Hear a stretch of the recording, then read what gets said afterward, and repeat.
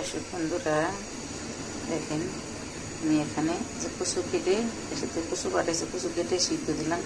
কচুর কালারটা হলুদ, মাসাল্লাহ দেখতে আলহামদুলিল্লাহ কত সুন্দর। এখানে ধনিয়া পাতা কেটে রাখলাম। এখানে কলুর শাক, কলুর শাকটা আবার ভাজবো, ফ্রিজে রাখছিলাম সুন্দর করে। এখানে ইলিশ মাছ কেটে রাখছি, এখানে পেঁয়াজ কাটাকুটি করে রাখছি। এখন আমি রান্না করব।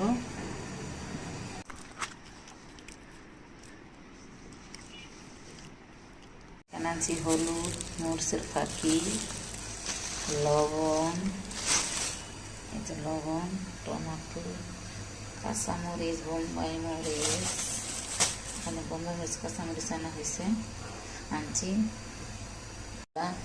সুন্দর আপেলের মতন টক টক টস টস করে, দেখেন টক।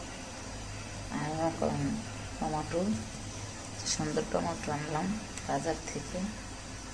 টমেটোগুলা দেখেন কালারটা আপেলের মতন হয়েছে।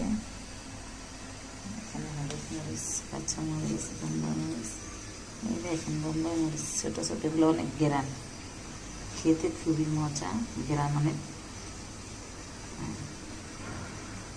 এখন চুলায় তেল দিয়ে দিলাম। এখন পেঁয়াজটা দিলাম, তেল গরম হয়ে গেছে। এখানে একটু ভালো করে পেঁয়াজটা দেখবো, মাছ রান্না, ইলিশ মাছ, কচু দিয়া, দেশি কচু, এখানে ভালোভাবে একটু বাজি। একটু লাড়াচাড়া দিলাম। এখানে আদা রসুন দিয়ে দিলাম, রসুন দিয়ে লাড়াচাড়া দিলাম, ভালোভাবে বাজবো। লাড়াচাড়ি দিয়ে বাজে কষাইয়া ওখানে জল দিয়ে দিলাম।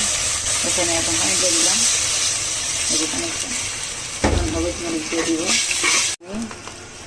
আমি হলুদ দিয়ে দিলাম। তারপরে এখানে আমি এখন মরিচের ফাঁকি দিয়ে দিব।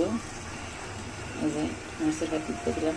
জাল অনেক পেঁয়াজটা কম দিলাম, অনেক মশলা খাই আমরা, ভালোভাবে কষে এখন মাছটা দিয়ে কষাইব। এখানে এখন লবণ দিয়ে দিলাম, লেড়ে ছেড়ে দিলাম।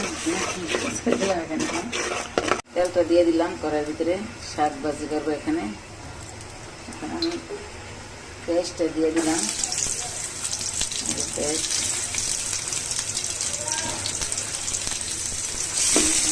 দিয়ে লাল করা দিলাম, ভালোভাবে লাল করে ভাজবো। তারপর শাকটা দিয়ে দিব, কলুর শাক ভাজি করবো আজকে।